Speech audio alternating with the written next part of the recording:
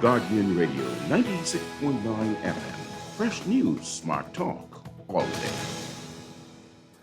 The views and opinions of the hosts and guests are their own and do not necessarily reflect the position of the management and staff of Guardian Network. There comes a time when the game tolerates no spectators, only players. There comes a time when we must recognize that our individual aspirations shape our collective destiny. There comes a time when getting in the game, despite the risks, despite the challenges, regardless of the cost, is simply the right thing to do. There comes a time when we must find our hearts, find our soul, and pursue our purpose for the greater good of all, for country, for humanity. There comes a time when we must manifest our true greatness. Yes, there comes a time, and that time is now. So let's get down to the essentials. The essentials. Serious radio for serious people committed to advancing the national conversation. You know it's so essential, so serious. Time for the essential.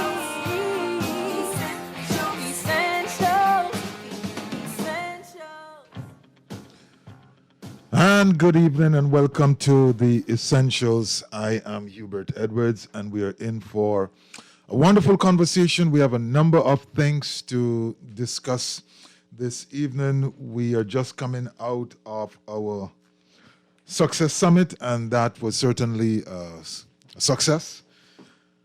In many ways, we did a number of firsts. I think this year, our fifth iteration, really the fifth one in 4 years, kind of really outpaced what we have done so far. And that is always good. You know, there's always good to recognize that whatever it is that you're doing, you're securing growth.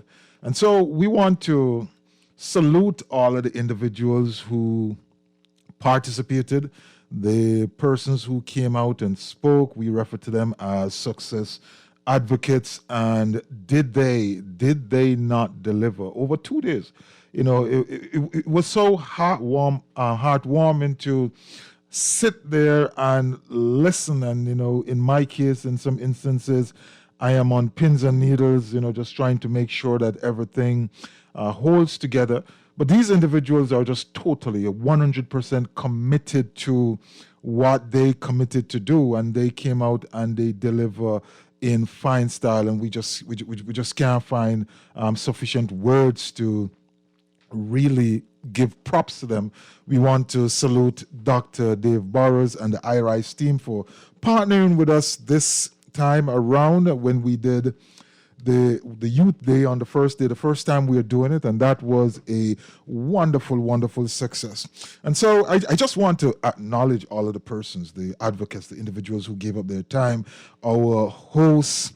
I was the co-host, he was the host.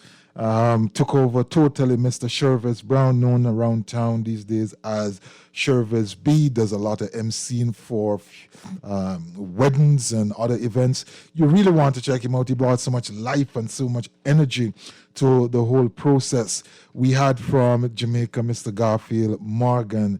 We had Edda Sutherland from the Bahamas here, and she gave such a wonderful presentation, a very vulnerable one, honest and authentic. So we have to give a big shout out to her. We had Mr. Conroy Ward from Jamaica, also another banker from Brownstown, Santan, right in the place that I grew up. We had Miss Cheryl Carroll and her son, her husband, Rakina Carroll, wonderful couple. Rakina had such a powerful story. Cheryl had some wonderful nuggets that she shared with us. Dr. Dave Burrows, of course, always there. And Mr. Carlos Palacios gave such good advice for young people as to how you can unwrap and simplify the whole process of moving forward and being successful.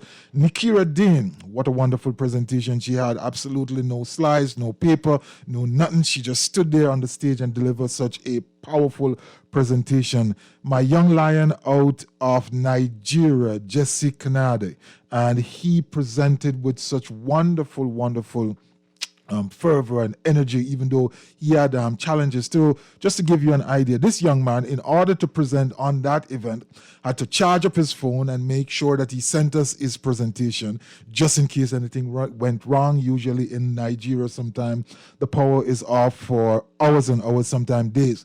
And he did deliver. He did run into some problem, but he overcame that and he did well. And Miss Jasmine Beckford Johnson, an educator out of Jamaica, she delivered very, very powerfully. And then on day 2, we had the likes of Jeff Beckles, powerful, Valerie Grant, Dr. Lakem Samaj, Miss Charmin Gooden, my former teacher, Mr. Franklin Butler from Cable Rev, wonderful presentation as how to build and preserve generational wealth. Kayleen Newton from Grand Bahama, wonderful presentation on leaving a financial legacy. The man with all the energy, Alex Ayama from Canada, from Nigeria, from Africa, and he gave us such a powerful presentation. He was the penultimate speaker. We had Gail Sweeney out of the United States. She gave us a great presentation on being a go-giver. Mr. Alfred Thomas taught us about the issues of overcoming challenging and leading through adversity. Troy Strawn said, build your own door, create your own door if none is prepared for you.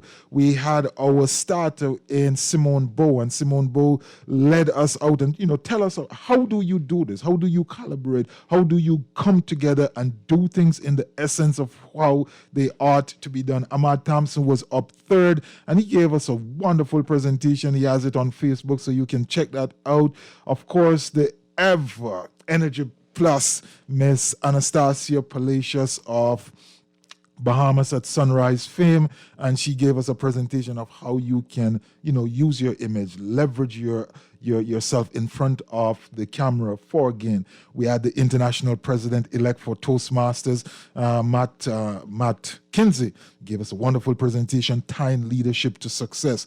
Miss Cheryl Bazard, former Senator Bazard, told us that when a underdog wins, they call it an upset. And so she talked about winning despite being left behind. And of course, Miss Victoria Mullins talked to us about you have to keep going. Shared wonderful story. The individual who she is responsible for our conference song, and it was such a wonderful presentation. My friend Patrick Brown also gave us a quip. He shared a tribute to his teacher, Miss Gooden, as how she was responsible for getting him into college. And so, it was just such a wonderful day. I also want to thank the people over there at BFM, D'Angelo, Miss Taylor, John, the whole crew who came together to make this such a wonderful, wonderful thing. And of course, our sponsors, Rev was there, Island Pay, Guardian Radio. Cannot say enough word about Guardian Radio and their support for Success Summit. Money Max, the Counselors Limited in Bahamas at Sunrise want to say a big thank you to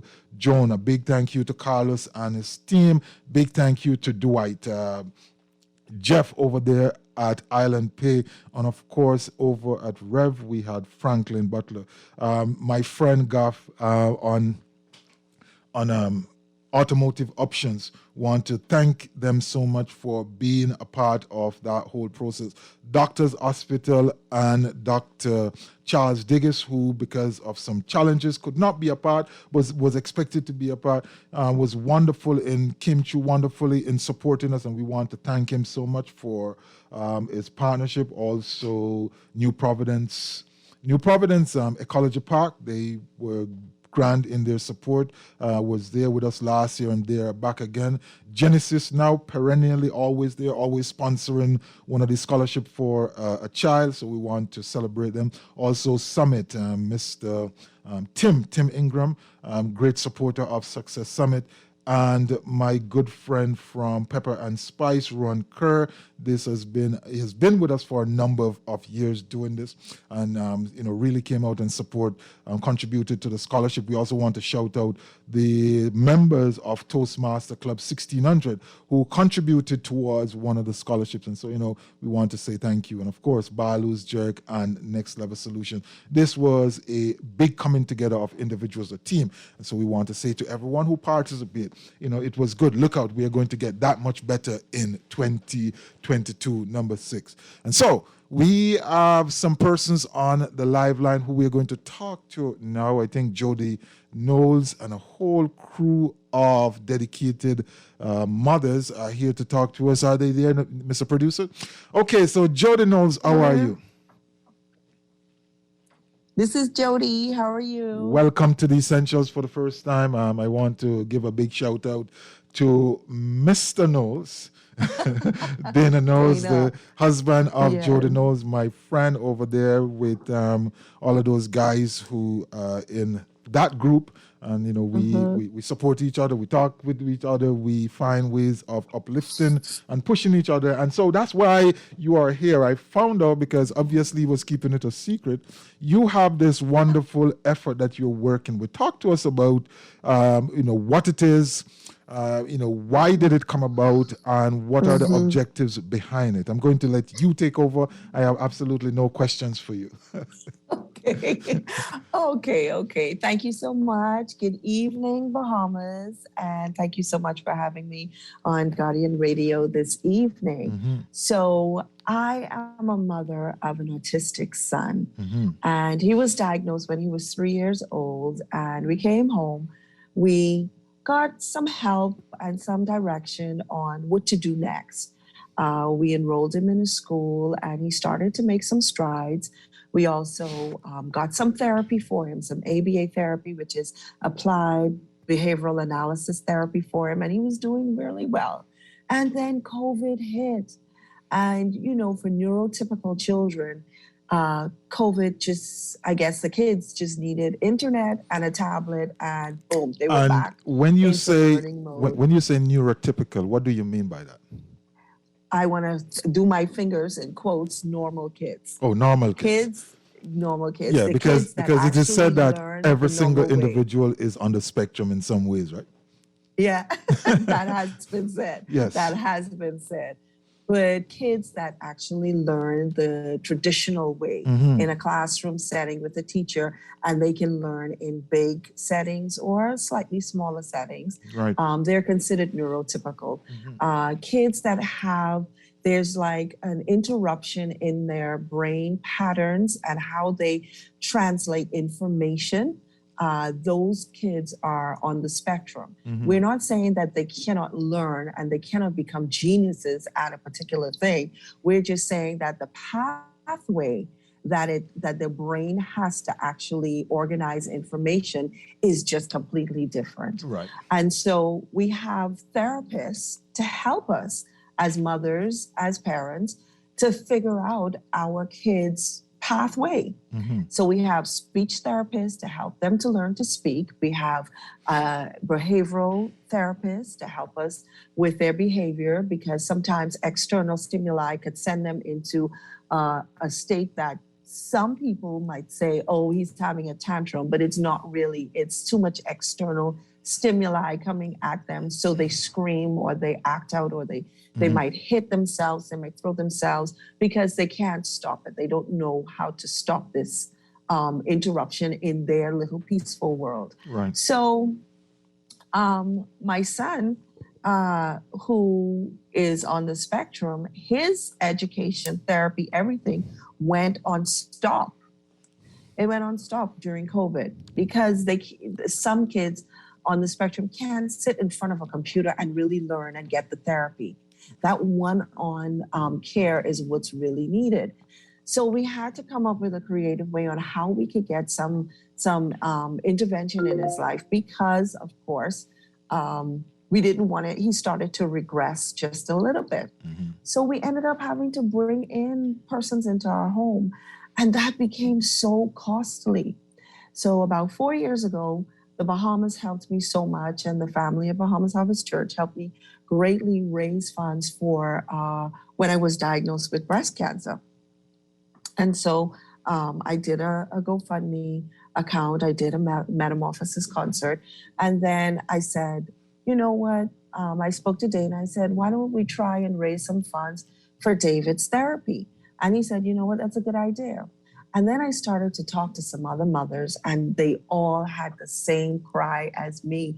It's not enough money for us to do the therapy. It takes 3 to 5 days a week with therapy to really help that child transform. And that's consistent therapy. So we came together, and I set a target of 10,000 per child that we want to reach so that we could have uninterrupted therapies for our kids, because early intervention is key with autism, for 1 year. And once we raise that, then I'm going to invite another 5 mothers and try to do the same for them. And we're going to just continue to pay it forward. Because I heard a statistic today. They said 1 in 44 kids born in the Bahamas right now are being diagnosed on the spectrum. That's a pretty high number. Yeah, it is. That's really high. And I feel that somebody needs to actually pay some attention to it right now. What I could do is I could do the GoFundMe account and start raising, but eventually I'm going to start branching out to doing other things, because a lot of the kids that you see in food stores now, or the pharmacy, or in the mall, and persons they just call them rude. They just say, oh, we need a big spanking. And awareness needs to be brought about that it's not like that. I'm so sorry for my child. It's different. My child is on the spectrum. You could look it up and you could understand a little bit of how his brain works. And being in a lot of places, in places where there's a lot of people, could become too overwhelming for him. So I have with me Sidra Mackey, and I have Robin Meadows right now. I don't know if any of the other mothers are there as yet, but I'm going to let them talk a bit. Robin, you want to share? Yeah, before we hear from them, just okay. And later on in the show we'll be talking about education too, because this is an area which I think represents a big focus for me, and also an area of concern, in that we often forget about the challenges that certain segments have. And in just thinking about it, Jody, you have obviously significant challenges, but you're an individual with resources and persons around you, and a husband that you can sit down and discuss these things with, right? There are other individuals out there who do not have this. And, my heart bleeds for these persons. And, we're talking about 5 mothers in this instance, but there are hundreds of other mothers out there who really, at this point, as we speak, need somebody or need some bodies to step up and become their voice, to become their face, to become their representative. And, it's one of the reasons I wanted to have this conversation when I saw Dana share it, because, what you started with is a good thing, but clearly 5 is not enough. Clearly 10 is not enough. $10,000 is not enough. We have to get to the place where we understand from a national perspective that there is a specific need for a specific group of individuals. And as a country, we have to figure out how we are going to solve that, because left alone to the parents and to the family, there's absolutely no way we can overcome this on an individual basis. And the potential is that we, as you said, you start to see very quickly your child regressing. So, I want to talk to the other mothers and to see what their observation was, what were some of the challenges that they kind of observed very early, and how they see this program moving forward, how it will help them, and how we can expand it. Yes. So who do we have? We have Robin Meadows. Oh, go ahead, Miss Meadows. Good evening, everybody. Good evening, Bahamas. Good evening. I'm Robin Meadows. I have an 11-year-old son, and he was diagnosed at age 2.5. Some of the signs we saw at first were the screaming, the high-pitched noises, the screaming, the banging of the head on walls and doors. He would spin around uncontrollably. He would flap his hands, and at first I was a bit confused because I didn't know exactly what was going on, and he would have tantrums and scream, and he would undress himself anywhere, and as time went on, I realized that something isn't right, and like Jody Miss Knowles said, it is very costly here in the Bahamas for the different therapies and the treatments that they need. And moving forward, my family, we had to make so many sacrifices to get these things done for him over the years. He's 11 now. He's doing much better, but as it stands, he needs speech therapy. That's one of the main therapies that he's requested to get. And it is very bothersome to me to know that it is so hard for speech therapy here in our country. And because we don't have as much speech pathologists as we need. And the ones that we have, they're so booked, by the time you put in an appointment, it's months and months to come. But moving forward, we come together as mothers and we're trying our best to raise funds and to bring forth awareness as to exactly what autism is, because a lot of people aren't educated about it, knowing what it is. And like Ms. Noel said, they would see a child and just label the child as quote unquote being rude. But there are certain things that they cannot control within themselves. And so we're just looking forward to raise some funds to help our children the best way we can. Moving forward, yes, it will not happen all in one night. It cannot happen quickly, but as time goes on and we provide them with the needed therapies and the treatments that they need, then as they get older, it will help them and it will be beneficial to them as they become young men and women of our society. And I think that's what we need to understand, because at some point in time, these young people will grow into adults, and at some level, they need to be functional. They need to be independent to some level. Yes. And they also, society must understand that a place has to be carved out for them. I just want to hear from you, Miss Meadows, as a mother, as a parent, because I'm sitting there and I'm listening to you, and I'm thinking through this whole process. How do you cope as a parent? How, when you were observing those initial things, were you scared? What type of emotions did you go through? Did you, think about what it is maybe that you did or did not do, understood or did not understand? Did you see it early? Did you move early enough? Talk to us a little bit about that. Yes. When he was first diagnosed, I felt as if, honestly, it was my fault. It was something that I did or something I didn't do. However, moving forward, as he got older, I would have emotions like him. If he cried, I cried because I didn't know what he's crying for, And so moving forward, I made up my mind that I have to understand him. I am an educator by profession. And so I'm not only dealing with my own children at home, but I'm a teacher.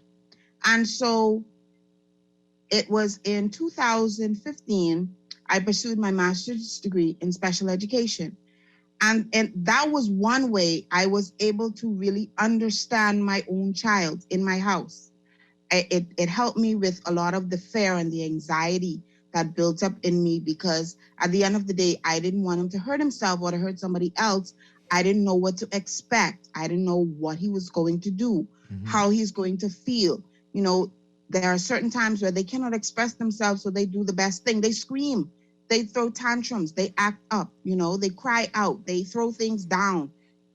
And these are things that we are not prepared for as parents, but we have to deal with it on a daily basis. And so I think by helping myself to be knowledgeable about what exactly to look for, not to expect it, but what to look for, that helped me in a way to sort of help my own son, to better cope, and to help others too. Yes, I think that is important, because we we often forget the mothers, and I say mothers because we know, whether the child is neurotypical, as you said, or on the spectrum, the mother usually carry the most of the burden anyway. We could debate that with any father, but we know that that's a reality.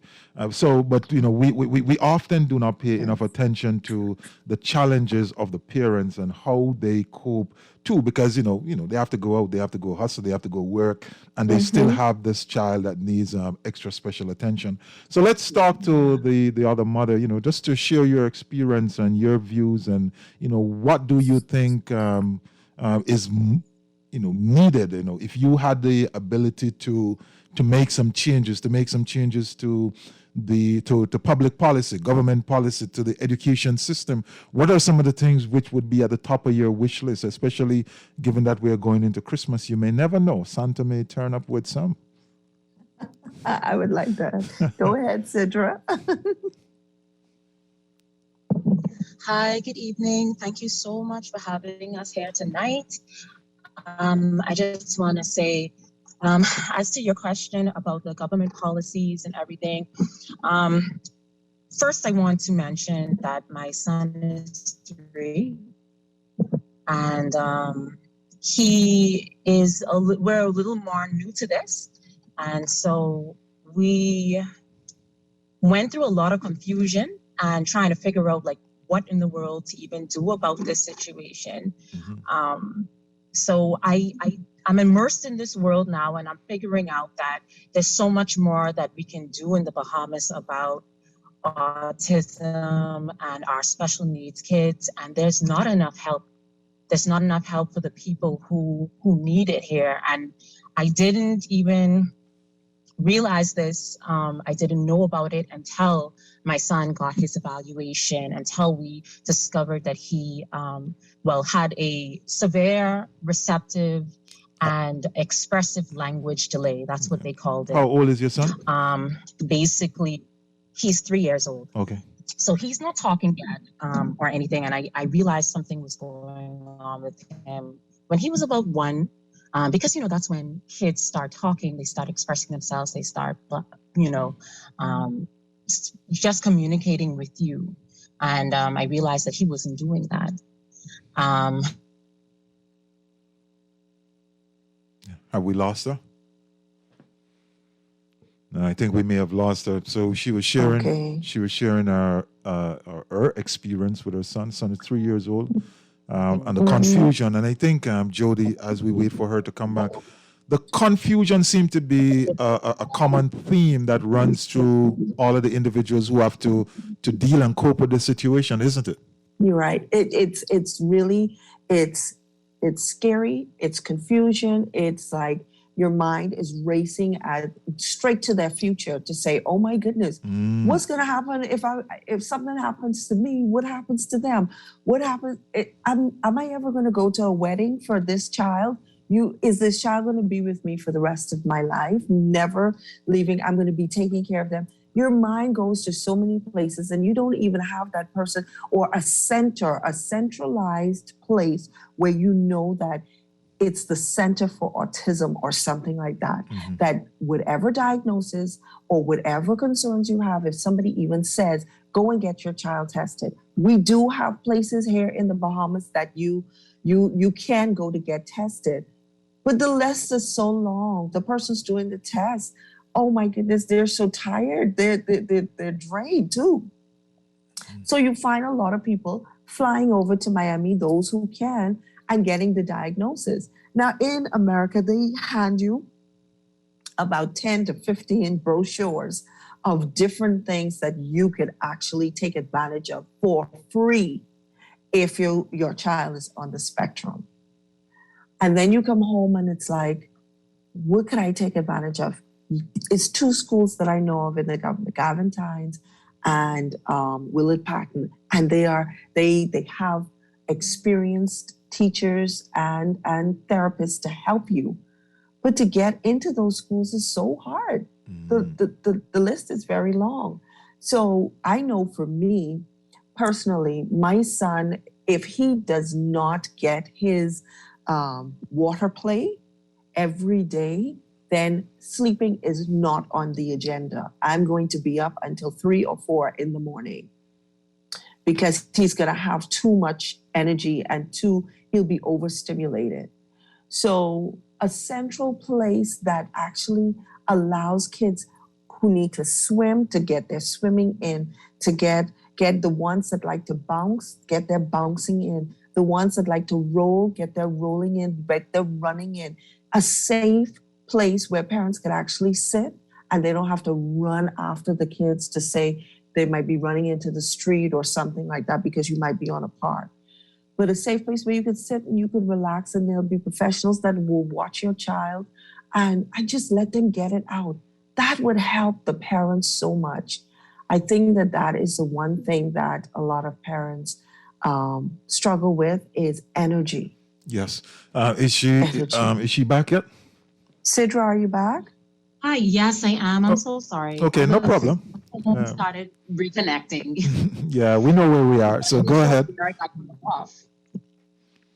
Yeah, so you were sharing your experience. Go ahead, talk to us, and tell us, what your experiences are and what are some of the things that you need. We just hear from Jody that clearly there needs to be at least somebody needs to be looking at, how persons are going to get tested, what sort of a support or welfare support, if you will, social support is going to be put in place to help parents. Because, I'm sitting here and I'm thinking and I'm listening, okay, some persons pop over to Miami because they can, and we hear about confusion and this and that. What about those individuals who can't? What about those individuals who are still going through that sense of confusion year after year? Because until you get beyond the confusion, solutions do not start to appear. So, talk to us, share it, because I'm sure someone else is out there listening who's going to learn something from you tonight and who's going to be better off for it.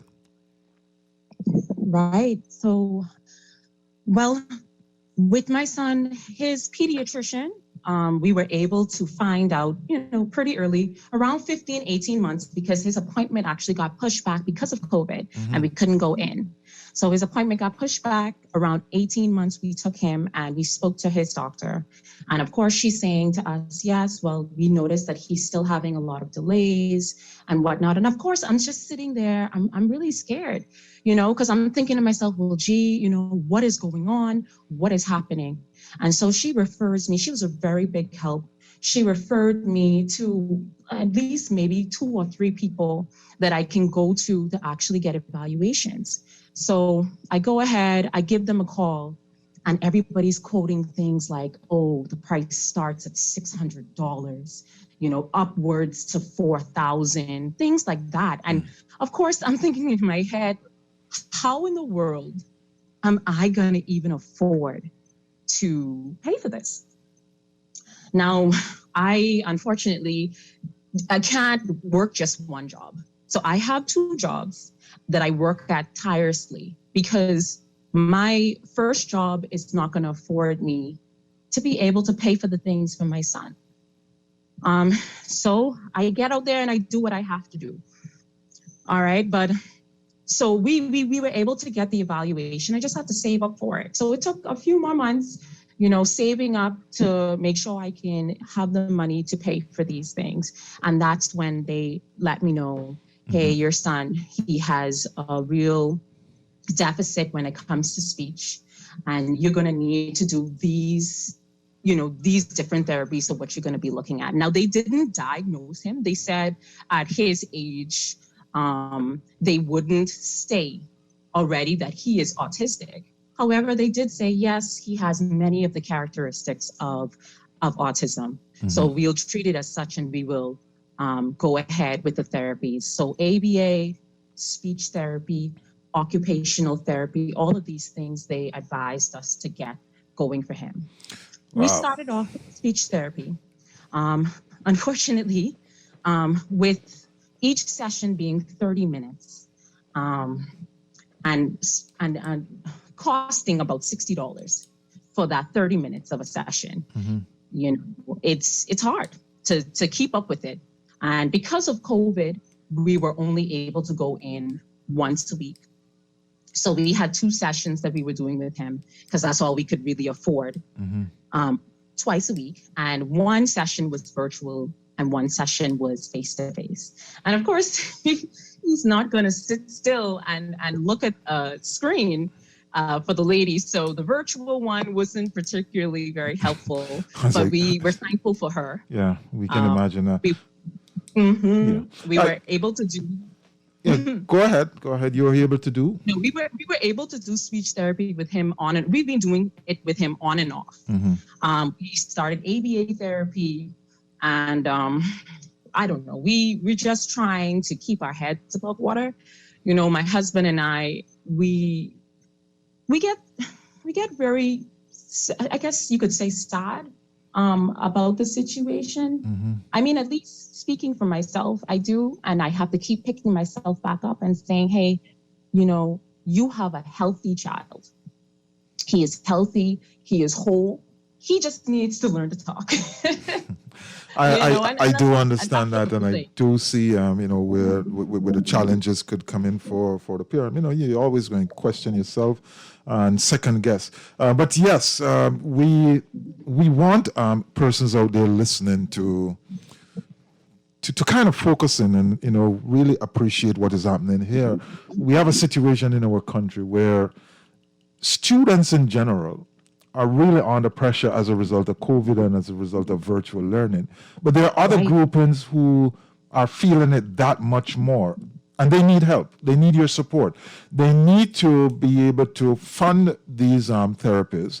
They also need to, well, on a broader level, I think we need to see as a country us start to move in the direction where public policy is such that it better enables and facilitate the development of centers and areas where therapies can take place, where students, the children can operate in a safe environment with the requisite expertise and experts around them, just so that they can live normally. Because at some point in time, they're going to become adults. And so, Jody, as we wrap up this couple of minutes that we have, you know, why don't you tell us how persons who have the ability to and the willingness to do so can assist you in this program? And of course, if an individual wants to reach out to you, if there's a mother, if there's a parent out there who's going through the things that you went through, want to reach out to one of you just to get some counseling, some guidance, some ideas how they can do that. So talk to us about how the public can help and how they can contact you. Okay, so I'm going to give my phone number out there. It's 807-7627. You can call me. You can email me at spectrumpathways242@gmail.com. We have a GoFundMe page started, and we also have an account at Commonwealth Bank, but you could contact me for that. We have a GoFundMe page, and it's labeled 5 Bahamian Kids Need Your Help. And you can give that way. You can call me 807-7627. You can email me and ask for that information. After I went on another station this morning, several mothers called me, and they called me crying. They called me crying because they were like, thank you so much for saying it, because they feel so embarrassed and ashamed, like they did something wrong when they go out with their kids in the food store and everything. And I was able to just lend a helping hand with my words. You know, I was able to actually counsel. And I was like, I went through all of that. To with my son and the same things, but I went through that so that somebody else could actually benefit from my words. So call me if you just need an encouraging word. I've had mothers call me and say, he just beat me. He just tore up the house and beat me. And he's only 5 years old, and they're sitting in the corner, and I've had to stop what I was doing to help them. You know, so that's why we're here. I don't feel that we're on this planet for ourselves. We're on this planet to help each other. That's the whole purpose. That's the whole driving force. Some people get it and they help. Some people don't, and they just turn away and they walk away. But if you've gone through something, stop and help and pull the other person up and tell them, stay positive. Don't throw in the towel. Don't walk away. A lot of husbands are sadly to say, when they find that their kids, if they're married, and they find that their kids are on the spectrum, some of the husbands leave. And they leave the mother to fend for themselves with a child that they don't understand. And so for me, I would love for the professionals to get under one roof and actually just open the doors. I know Reach does an awesome job. They started it off, they kicked it off, and that's what they wanted to do, raise awareness. And they have done that. But it's so many people that's affected now. It needs to go bigger and an understanding of who these kids really are and that they're not to be tucked away in a room someplace. No, these kids can contribute to society. Definitely. And, we do not have all of the time to get into the nuts and bolts of that, but I definitely will have, outside of what you're doing, I think I will create another opportunity for you to come back on and we will have a deeper discussion. You say, it needs to be bigger. It needs to be broader. It needs to be deeper. But obviously, Jody, it's going to start with you. It's going to start with these 5 other mothers who are with you. So, let's take 5. Let's take 5 at each time. Sometimes we say, let's take a 5. Let's rest. Let's breathe. 5, right. But in this instance, I want you to take a 5. Take a 5 and add it to the GoFund account. Take 5 minutes to reflect and think about the possibilities of helping. Take a 5 and use your influence to see if we can start to move things in a direction where we can create greater facilitation for these persons. And so we want to thank you so much. We want to thank all 3 of you for being on this evening. Thank you so Sorry much. to be rushing you because you have such a compelling story. We could talk about it all night. But you'll definitely have you back. And we are here to support whatsoever it is that you're doing. So that spectrumpathways242@gmail.com. Spectrumpathways242@gmail.com. That's how you can reach Jody Knowles, or you can call her at 807-7627. And we want you to go out there and support. Thank you so much, ladies. And we will be speaking in the future. All the best. Thank you. Thank you for having us. All right, take care. And so that was the individuals, some mothers of students, young people, young children who are on the spectrum with autism, and they're seeking to raise funds. And we're asking you to go out there, help them raise this fund so that we can move forward, so that we can create a better life for them. You're listening to The Essentials, The Reset. We're going to take a break here, and when we come back, we're going to talk a little bit about fitness with a young lady, Chandra Sawyer. Don't move. Come right back. It's so essential, so serious. Time for these essentials.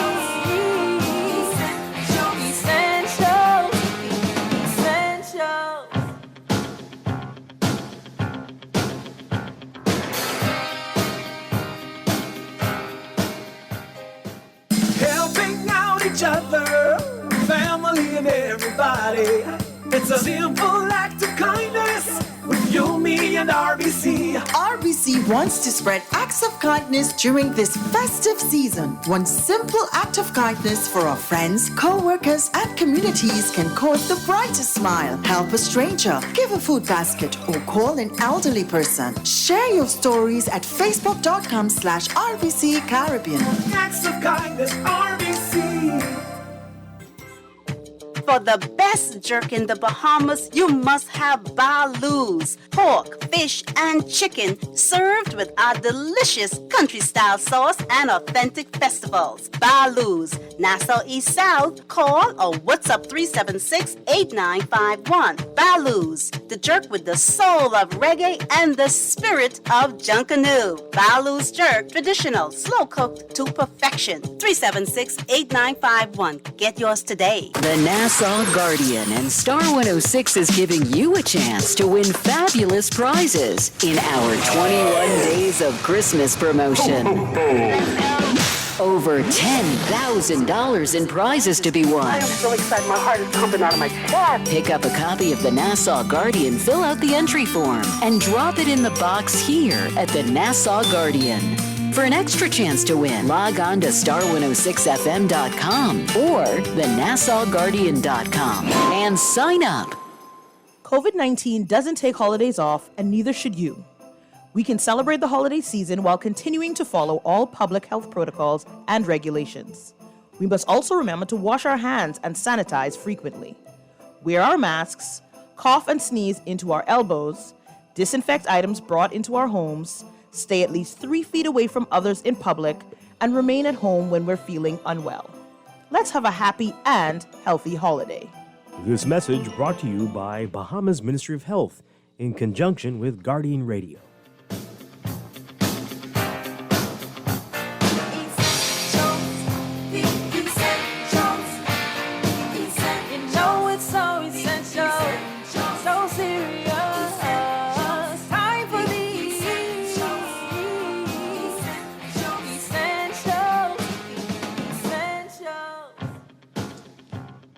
And welcome back to The Essentials. You're listening to The Essentials, The Reset. From time to time, we always take an opportunity to highlight one or two small businesses. And this evening, we have Power Fitness on. The proprietor, Chandra Knowles, not Chandra Knowles, Sandra Sawyer. Knowles was the person before Jody Knowles.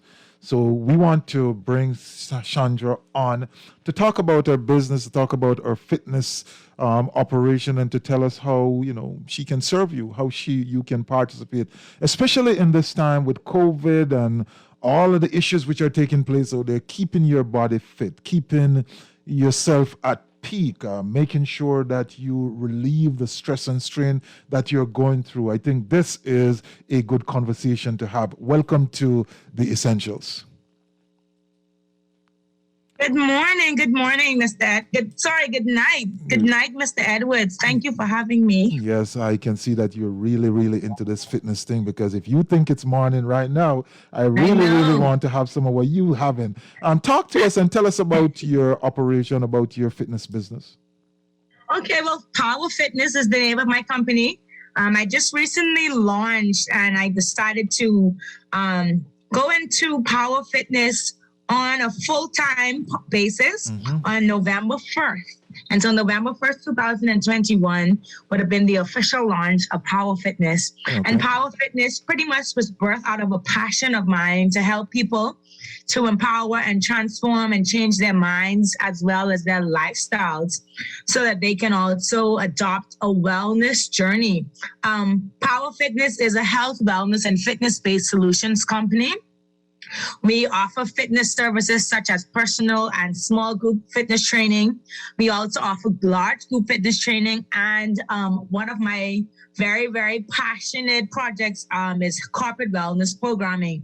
And so I work along with companies developing wellness and workplace wellness programs for employers so that they can offer these services to their employees, so that at the end of the day, their productivity levels, their employee retention levels, and overall their organization is considered to be healthy, so that the employees can contribute effectively and efficiently while they're at the workplace. Oh, that's a mouthful. And how you find it so far? You started in this year, coming out of COVID. Did you decide to give up your day job? Were you laid off? Were you furloughed? How did you get into this slipstream of entrepreneurship? So, how did I get into this stream of entrepreneurship? So, COVID came in 2020, and I was employed at Generali Insurance for 3 years.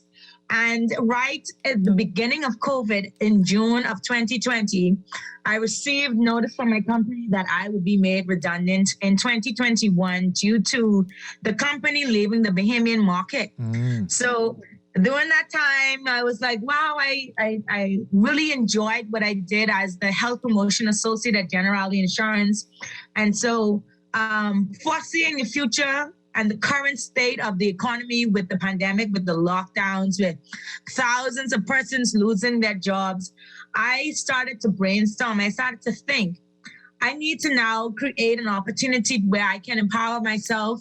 I can be flexible and be home and take care of my family, as well as spend time with my young family, and also continue in my knowledge and my expertise.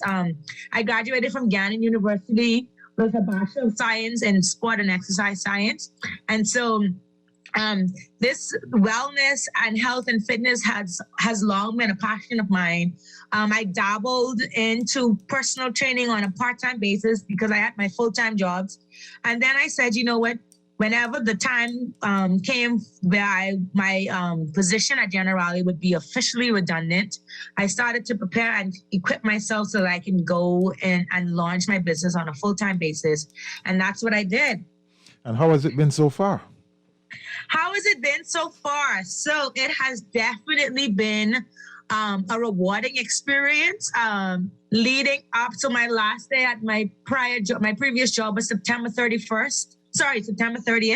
And so I took the month of October off. I traveled, I had some vacation time, and I started to continue to plan because I was making subtle plans prior to September.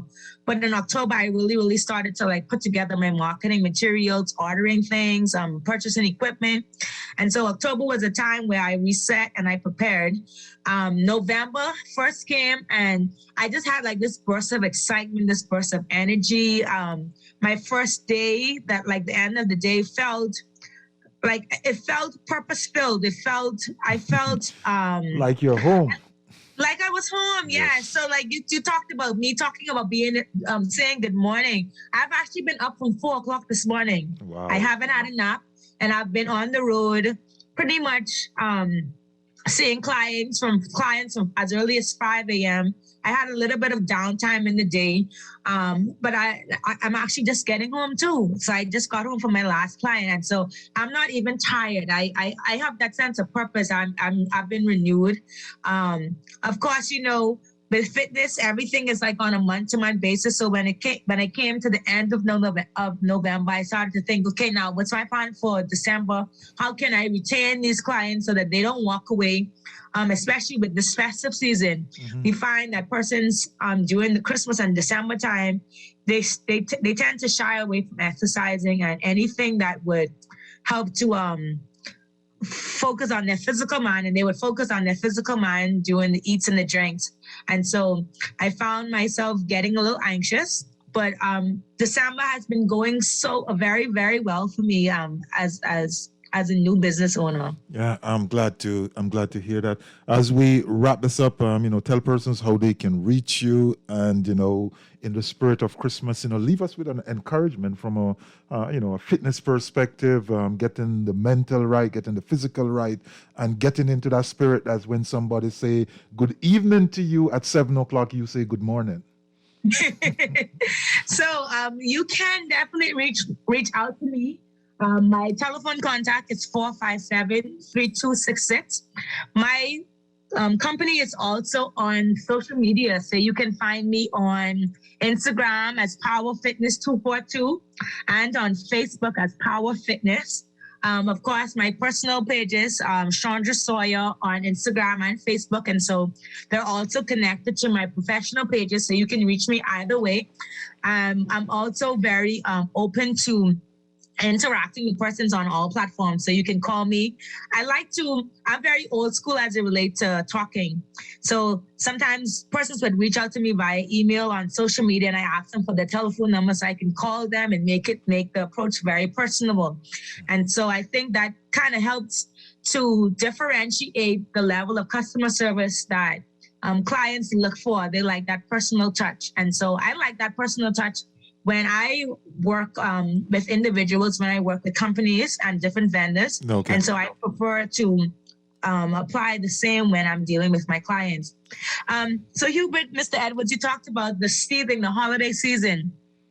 The holiday season is definitely a time where we focus on joy, the reason for the season, which is Christ, his birth. And so we spend that time celebrating each other. We spend that time celebrating his birth. We spend that time celebrating with our families and even ourselves. And we love on ourselves a lot. And so I definitely want to encourage individuals to not only love on yourselves in the festive season by eating and drinking, but also love on yourselves by making sure that you're taking care and you're safeguarding your temples that God has blessed you with. For those of us that would have been working out the entire year, or for some semblance of the entire year, you would have developed a routine where there's 3 times a week, 5 days a week that you're working out. I would encourage you not to lose sight and lose track of that routine for 12 days of the Christmas festivities, because that can set you up and it can set you back. It can set you up for failure, and it can also set you back from your goals. And so instead of cutting out the working out 5 days a week, maybe take it down to 3 days a week. And then, of course, you want to be mindful of the foods that you eat. You want to be mindful of your portions. The portions is the most important thing. Yeah.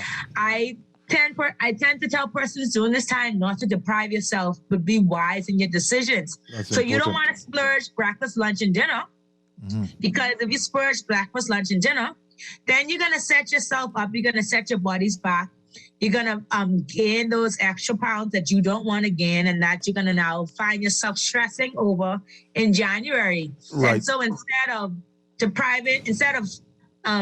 splurging for breakfast, lunch, and dinner, maybe splurge at dinner, or maybe splurge at breakfast. The idea is to normalize it and moderate it, right? Make sure that you get through this good and you get through this safely. Want to thank you so much, Ms. Sawyer, for dropping by. Anything that we can do to support you, then certainly let us know. It's always a pleasure. It's a pleasure having this discussion.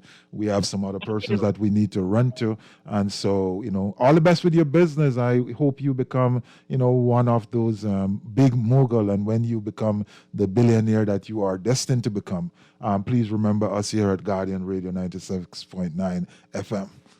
I definitely will, and thank you very, very much for the invitation and for the opportunity. I look forward to definitely partnering with you in the future. Okay, take care. Have a great night. Have a great evening, and happy holidays to you. Happy holidays to you. And so that's where we are now. I think maybe we should take a break. We have our other guests on the line ready to go. So let's take a break here, and so that we can just run this straight into the end. When we come back, we're going to talk about this challenging situation where the Minister of Education says education is in a state of crisis. You listen to the essentials, the reset. When we come back, we'll be talking to Sister Nuri. And if you want to join in on the conversation, the numbers are 323-6232, 325-4316, 325-4259. Don't move. Come right back.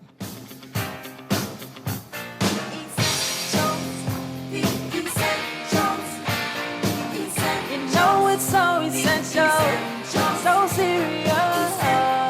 Time for these essentials.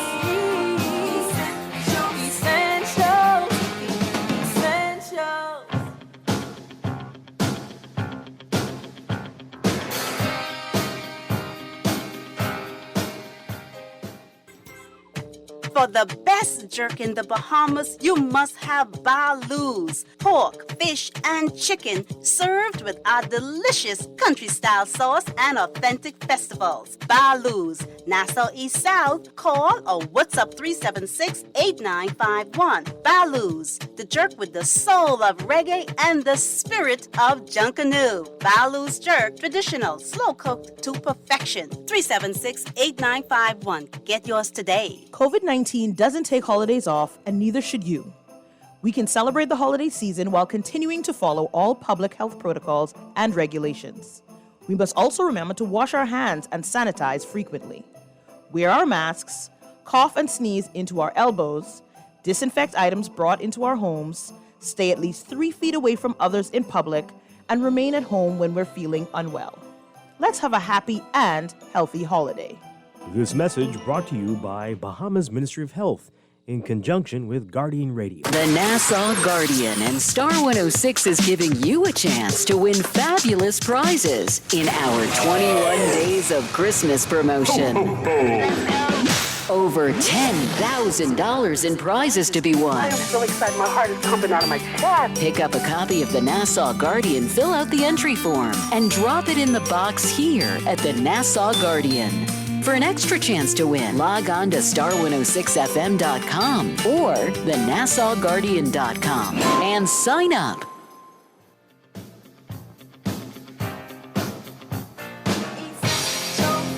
You know it's so essential, so serious. Time for these essentials.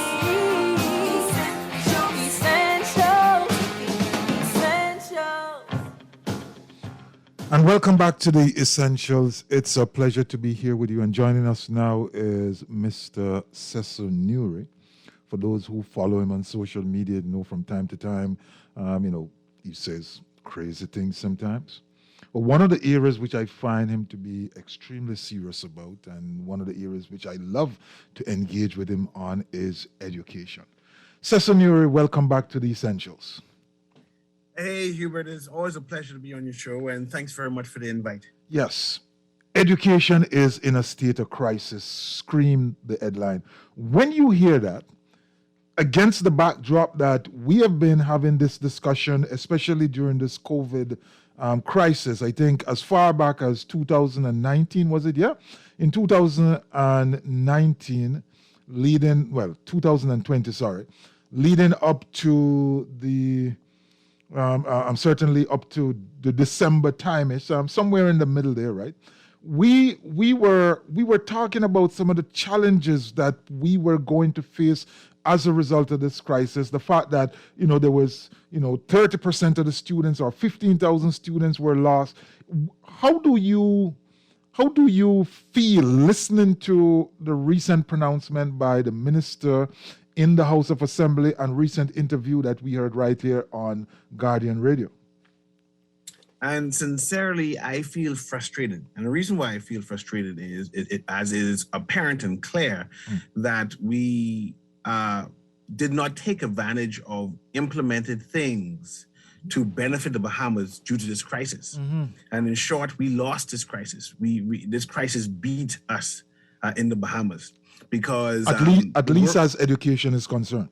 Yes, and particularly when education is concerned, because the world has implemented new strategies and new thought processes in order to mitigate what's happening in regarding COVID. And one would assume that Ministry of Education would have done the same. That we won't be having the same discussions we had last year, December. In fact, it seems as if we are worse off this year than we were last year dealing with it. And that's why I'm concerned. I'm not blaming the minister per se, because I know she's a new minister and she just came into power and in terms of the position. However, the Department of Education is continuous with the CM leaders who are responsible for facilitating strategies and facilitating processes that we should be working with now. And it seems as if they have dropped the ball and do not know what it is they should be doing at this present time. The statement here reads, throughout this period in the last almost 2 years, thousands of students have been fully absent from school and have never logged on to the virtual platform. This is the exact same statement which was made by the previous minister. This is the exact statement which has been made by officials from education. And it's the exact same statement that we are going into 2022 with. My question, therefore, is wherein lies the solution? Because if you think about a 16-year-old or a 17-year-old going into the COVID crisis, who was then going into grade 11, has been through grade 11 and been through grade 12, but never turned up to school for one day, 15,000 of them. a number that we cannot necessarily put our fingers on, and there are individuals who have made the argument that it's much more than that. Where are we? Have we lost a generation? And should we not be hearing some more stringent, strategic statement which says, these are the things that we are going to do? Well, first of all, we don't necessarily know that it's 15,000, even though that number has been thrown out, the 30% of the student population. And I want to say that out loud because there has been no data provided. Seemingly, the Department of Education has not gone out to solidify, confirm that these are the people who are missing. These are the demographics of these people, where they at. And these are the situation on why they are not on the platform. We do not know that as yet. 12 months gone by, 12 months plus months gone by, and no one has thought enough that let me go and investigate to find out why is it that, in our estimation, 30% of the student population is missing. Yeah, right? but the minister. Who are they? Yeah, the minister says that we have commissioned a survey through the Department of Statistics to ascertain the extent to this absenteeism and the reason for same, which the results expected to be delivered to us in the next few days, by next week.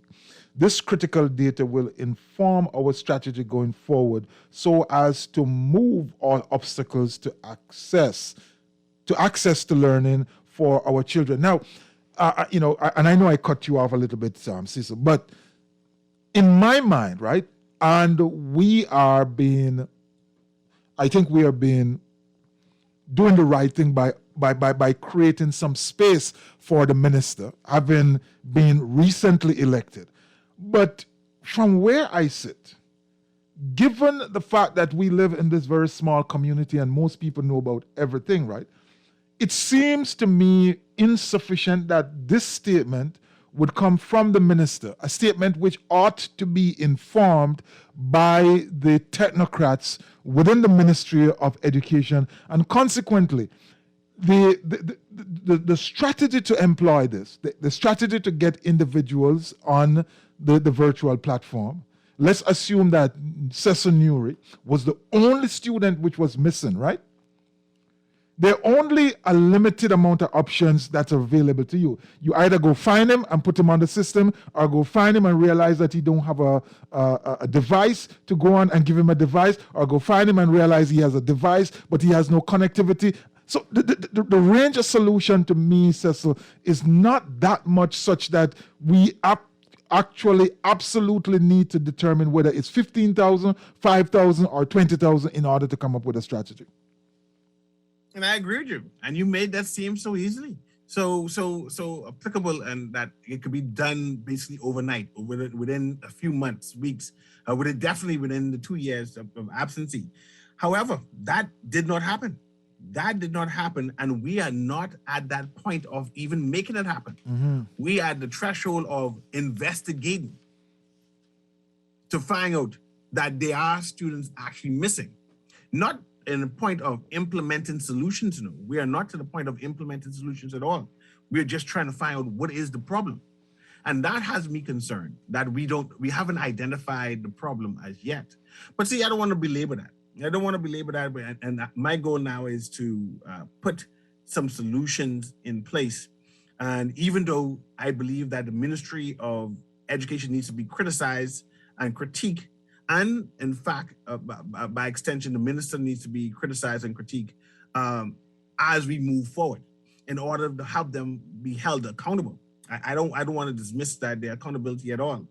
But at this present time, we need to know what the solutions. And I think that corporate Bahamas want to participate, mm-hmm.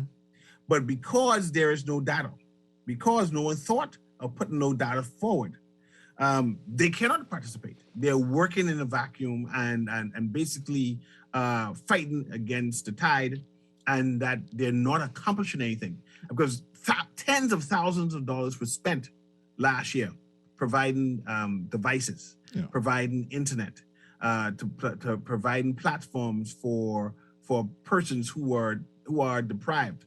However, because there were no checks and balances in place, because our learning institution was supposed to do this. So because the Department of Education has departments within, sub-departments within it, fail to utilize that, right?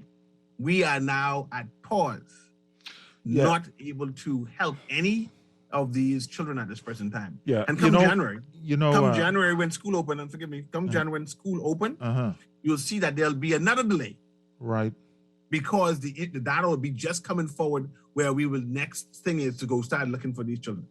Yeah. Now, so perhaps by September, when school, or perhaps by June, we'll find out that okay, these were the children out. That means the year went by again, and we've lost another generation. Well, we definitely can't afford for that to happen, because that would be too complete school year. But when you juxtapose the realities coming out of the private schools are up and running, they're percolating, they're doing what schools do. It is the public sector which is suffering. And it therefore means that within the borders of the Bahamas, there are persons smart enough, there are persons capable enough, there are persons who are thinking enough to create strategy. Granted, they have a narrower focus. Being private school, they have more money. Being private schools, they may have or cater to a demographic which is more in tune with the education of their children and so on and so forth. So that creates some level of advantage. But be that as it may, right, these are individuals who are present on the ground, right here, committed to education. Why is it that we can ask them, well, how are you doing this? Because at the end of the day, isn't it a strategy for one school replicated over the other 163 schools, which at the end of the day we achieve what we're setting out to do? And I hear you, and I answer that by saying this: perhaps the problem is too grand, too big, and we haven't decided to bite the problem off in sections, but we wanted to solve it nationally at one time, and that has caused the pause, right?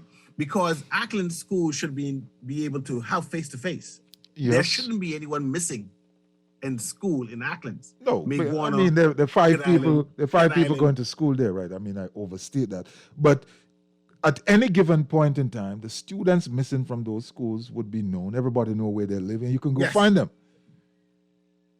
So how exactly are we defining the problem? Is this a New Providence problem or is this a national problem? They haven't told us. It's all mute. I assume it's a New Providence, perhaps Grand Bahama problem, right? But New Providence is only 21/7. You can drive that within half an hour, within an hour, and perhaps go through almost every community and corner if you clear all the cars off the road. But listen to what the minister says. It will require all stakeholders and the wider community, including churches and civil society, to join in the effort to normalize and strengthen the educational experience of our children. This issue belongs to all of us. The way forward requires full cooperation and harmonized contribution of all stakeholders, including the wider community. Now, Cecil, while I understand that and while I appreciate what it is that the minister is trying to achieve, the one thing that I've not yet heard from the current minister and from the previous minister is where the accountability lies.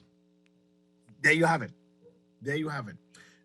In fact, from the statement when you read it for the minister, the broad statement, she in fact trying to remove the ministry from accountability, that they dropped the ball, that they weren't adequate, that they weren't efficient enough, right? By including the entire community. In fact, the churches are available. In fact, corporate Bahamas are available. And they all are waiting. And we see that already. When you ask the churches, can you open up? And they say yes. But however, we need supervision at these places. You ask corporate Bahamas, do you have any devices? They say yes, we are happy to provide it. We just need a name of the students who to provide it for. And then we find out, okay, so why hasn't this happened as yet? We realize that it hasn't been jump-started by the ministry as yet. And that even though the minister's asking that and remind us that everyone needs to be accountable and prepared. And we agree fully. And we agree with that. But the people are ready for the baton to be passed to them to solve this problem, because it's a vexing problem, and everybody know that what happens to the children impacts the whole Bahamas. Yeah. But until the government is able to pass the baton to civil society, to the churches, to the parents, to wider society, nothing is going to be happening. So we wait. We wait until the ministry is able to say, okay, we have identified the problem, and we are looking for solutions. And until that happens, there won't be any solutions. We'll continue just to wait. And if it takes another year, we'll wait patiently. Yeah. An interesting thing happened recently, Cecil. As you know, that the government would have announced, the ministry would have announced that exams would not take place for the end of the term, right?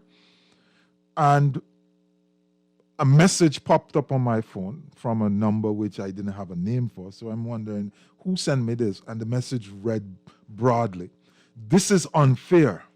I get my child to do their own work, to pay attention, to do all of their work, and now they cancel the exam." All right? Then when I scroll back up and decide, okay, I need to figure out who is sending me this message. Guess who sent us the message? You remember when we got the devices last year? Yes. One of the individuals we gave a device to obviously took that device and responsibly spent time making sure that their child did all they were supposed to do, and is now lamenting that this is wrong. They don't feel like this is fair for their child because they put out all of the effort. And so while I do understand, and I'm not going to disagree with the decision of the ministry, because they're doing it for reasons of health, right? But there are individuals out there, parents, who are committed, just like the minister is calling for, the stakeholders, the parents, individuals who, like yourself, who stepped up, who work with corporate Bahamas, who put devices in person's hand, who have been doing that, but feel a little bit let down because a decision went in their interpretation against them, because they were doing all they need to do to prepare for the moment, even though there were challenges. Yes, and I hear you, and I applaud that parent who reached out to you, and that tells a tale too, because there's two narratives that is being told. One narrative is that the parents do not care about their children's education, and they're just begging for these devices, knowing fully well that they're not going to be committed, and that they're selling. And mind you, last year we had people in the ministries suggested that parents are selling the devices, or kids are not using it and breaking up. But clearly, we have one clear narrative where the parent did not have it, or did not have the money, received a device, utilized the device for the best of their ability, and is demanding of the ministry what has been promised, what is mandated of them to provide a proper education, right? And that's why I say I applaud that parent. Yeah, definitely. And I understand the frustration too, because one must also appreciate the sacrifice. COVID caused a lot of sacrifice and pain to a number of parents and the wider community, where if you have a young child, right, you now have to manipulate your schedule to supervise your child at home, to learn about a device that you were not familiar with in order to act as extra support, to be a tutor for your child. I mind you, this is what parents should do. I'm not dismissing that the parents shouldn't do that. But now we become a teacher helper, right? To make sure you have electricity, make sure that you have paper, make sure that you have all these extras just to have your child have the basics or the access to the proper education. And when you do all of that, to hear that the ministry said, well, they are not ready, right? They're not adequate. It leaves you vexed. It leaves you with a bad taste in your mouth. Say, man, I've done all of this. I've sacrificed so much, and I cannot have my child evaluated to say, well, yes, this is what the sacrifice was for, that the 3-4 months I've been tutoring and doing these extra work, I see that my child is at this particular level and that I can appreciate what I've been doing. You're left in limbo saying, was this all in vain? Was I adequate enough? There's no evaluation to know that how you participated, how you helped. And again, it tells a tale that private schools continue to be ahead of public schools, despite the expertise that the Ministry of Education have. They have teachers with master's degrees and doctorate degrees, similar to private schools. But for some reason, private schools are able to facilitate and make sure that the most basics of the systems is in place. But apparently, the whole entire ministry cannot reach that point. But they cannot list 12 schools where they say, okay, they're working. This is where they're at, and we have 4 schools that we're working on. And this is what makes things vexing to us. Is this a money issue? Because a lot of time we are having these discussions, and I want to hasten to the point which I think, I applaud the minister. The minister says the last 21 months have been a most difficult and oftentimes distressing situation for students, teachers, and parents alike. But we are confident we shall emerge. She went on to say, it is the determination of this Davis administration that no child will be left behind, and that we will do all that we can to cause our children to safely resume face-to-face instruction, as this mode of teaching is proven most effective and will create great accessibility. Now, do we have a money problem on the public side? Because it seems as if the private schools, even though usually one school is taking care of one school, or you have another organization, maybe a church or so, taking care of a few schools, and they may have the money because they've been paid muco dollars for these children to attend these schools, so they have the money, they have the resources. Are we not talking about that? And on the other hand, Nuri, are we at a place where we need to now start to look very, very carefully at the overall financial state, the overall economic state of the country, and to say, how is it that we're going to afford to fix the system? Do we need more money? And then finally, this idea of no child left behind, does that mean that we're going to take the students who have not had the instruction and we're going to ask them to repeat? So I started from the bottom, come up, right? It was recommended by the Teachers Union, Bahamas Union of Teachers, to repeat several students because they didn't get adequate access to education and they lost a year. Right. That did not happen, right? They were promoted. Yeah, but for whatever reason. But if these students have lost the time and have not benefited, have not grown, have not learned what they were supposed to learn, they will be left behind. Now, they will move forward in the grade, right? But they will be left behind because they won't be functionally prepared for where they actually are. And I hear that argument, and I'm not sure how to respond to it, because there can be programs implemented that can have these children catch up quite easily. Shorter. Yeah, well, repeat may not mean you put them in the same class for the next year. Repeat may mean that we use the Christmas holidays, that we use the summer break, that we use any other facility, that we use night school, whatsoever is available to us in space and time, to make sure that they get from where they are educationally to where they're supposed to be. Otherwise, they're going to be lost. And that conversation is not being held. And if that conversation was happening, you will see that the Bahamian public would have responded in kind and said, we understand and we appreciate what you're doing, and join in because we understand the crisis. But the crisis itself hasn't been explained to us. What do they mean by an educational crisis? What is wrong? Is it properly defined? No, it's not properly defined. Have we properly defined exactly where the price? Because the problem may very well be newer, that we are seeking to solve the wrong problem because the right problem has not been properly defined. Yes. And the minister has not adequately explained to us what is the problem. We don't know, again, we don't know which kids are missing, if any are missing. And we know that they are missing because we see them on the street all the time. Yeah, but there's no numbers. There's no numbers. But maybe Nor it is. She has not identified any strategy on what they plan to implement come January. The strategy that we have right now is just identifying the problem. No strategy of dealing with the problem. So when the problem has been identified, then we have to go in caucus. See the delay again? We have to go in caucus in terms of finding a solution. This is why I'm saying come by June. By June, we should be able to at least respond, not for this year or for this set of students, this graduation students. We won't. I think we've lost too much time for those, right? No. Slow down. But you're not dealing with. You're just not appreciating the timeline. No. We cannot. This is January on. You know? Yeah, but the year already finished. Sesonuri. We cannot accept the idea that we have lost some people when there is still the potential for recovery.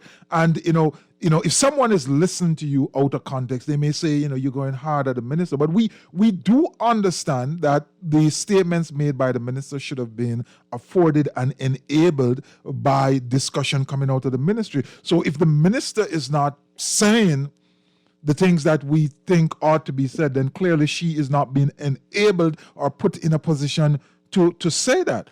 But be that as it may, right, I don't think it's acceptable for us to say that we have lost a generation to, a whole grade, maybe grade 10 and grade 11, or grade 8 and 9, grade 7 and 8. No, we can't do that.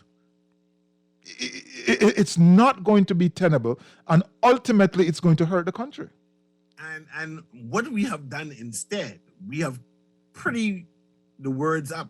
We've looking at this problem in rose-colored glasses and saying exactly what I'm suggesting, that we have lost them, and in a different way, by saying that perhaps we can catch up. We just don't know if we can catch up in time, and that we are still evaluating, and then we'll put a strategy out.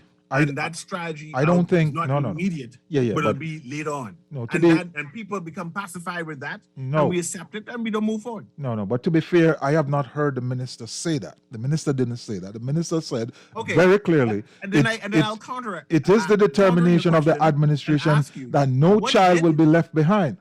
No, see, that's flowery words. I don't understand what that means. It means that no child will be left behind, and in real what terms, does that mean?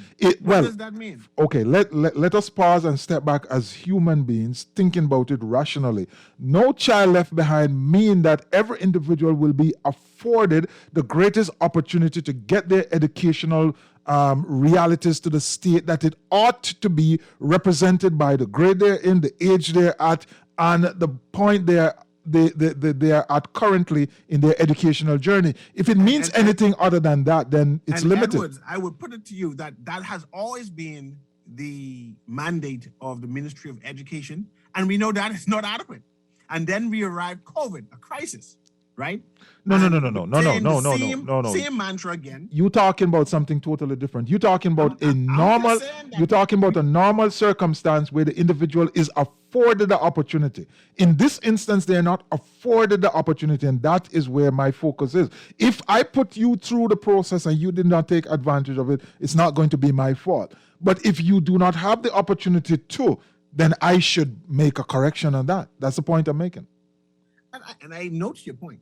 I'm just saying that it'll be the same conclusion because there has been no strategy identified. And I repeat to you and ask you, what strategy did the minister identify to you that you can nod your head and say, that is good? What has been said is good, and I have confidence in it. Just identify 1, 2, 3. And then say that is good. At this point in time, the minister has indicated that yes, they'll be doing some homework, they'll be getting some data, and then they will strategize. My only concern with that is I don't believe that we should be having that conversation. I believe that after almost 2 years, we should have had enough insight and already have a strategy, because the same circumstances that we're dealing with today existed from 2020 and has persisted from 2020 up to now. So, and this is the way conversations take place in the Bahamas. The moment you start having a conversation, it goes straight to the head. It goes to the leadership. It goes to the political leadership, and we try to hit them very hard. But this is not what we're saying. We're saying that there is infrastructure, educational infrastructure, which the minister is now the head of and leading and took over from another individual. And part and parcel of that old infrastructure should have been, is the mechanism through which this thing is supposed to be solved, and we don't seem to be on the road to solving it. I think, in fact, we came full circle to the initial point again. I see you trying to pretty it up, but it's still full circle in terms of we are not there as yet. We will have to identify the problem because we don't know what the problem is. And we were told by the minister that we should expect such next year. So I'm thinking that January, we will announce what the problem is. And after we announce what the problem is, we will then announce how we're going to obtain the strategy to deal with the problem. And then after that, we will announce how we are dealing with it. Okay. That's 2 more steps we got to take. We have a caller. We have a caller on the line. Caller, go ahead quickly. We are almost out of time. All right. Good evening, Mr. Edwards. Good evening, 52. How are you doing? Yeah, all right. You're marching up Cecil Nuri and you're humanizing the situation, right? Now, this is on the ground here. Do you guys realize that some of the primary schools are not doing, the government schools, they're not open, right? But you realize to know that the preschoolers and the grade 1s and 2s are not doing virtual, and many of them, they're not telling you that. People have already paid registration fee and all of that, et cetera, et cetera. Do you guys realize that? Did you know that? No, I don't know. I don't know. Yeah, man, I'm telling you. This is, people. I'm telling you, people already paid. This is what I'm saying. Right. People paid registration fees, et cetera, et cetera. So, coupled with the digital divide and the existing problem before this COVID-19 construct, right? And so this is what's happening on the ground. And I agree with Mr. Newey, and I like how he's pushing this agenda, because I listen to you, Mr. Edwards, and the repercussions and the cascade, the social cascade of events that will happen. It's huge. Yes. And so, and this is what I wanted to say after I listened to you guys. So I think you caused me the due to the fact that the burden or the onus really shouldn't lie on Glennis Island, because when I'm looking at they superseded the former government. So that means for the 2 years or the year and a half or whatever, 18 months they was in place, they had no consensus or nothing, no infrastructural sequence of events that they would do during the pandemic. I see nothing else. Have a good night. All right. I mean? Take care. Nuri, we are clean out of time, so, your final words, your wrap up. Unfortunately, we have to leave it there this evening. I'm just hoping that we address the problem. I'm hoping that we acknowledge what it is, and I expect good things to happen next year. It has to happen. Yeah, definitely. We look forward to seeing some changes, and we know that the social impact on the country from education failing, from them not being where they're supposed to be, is going to be fundamental. We listened and we heard news report of how some people are currently struggling in poverty because school are out. The school form an important part of the backbone of the social structure of the country.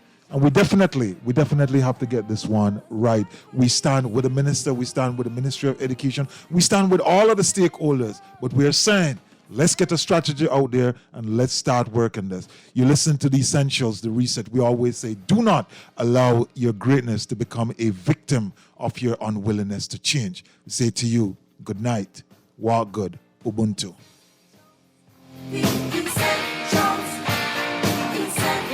It's so essential, so serious. Time for these essentials.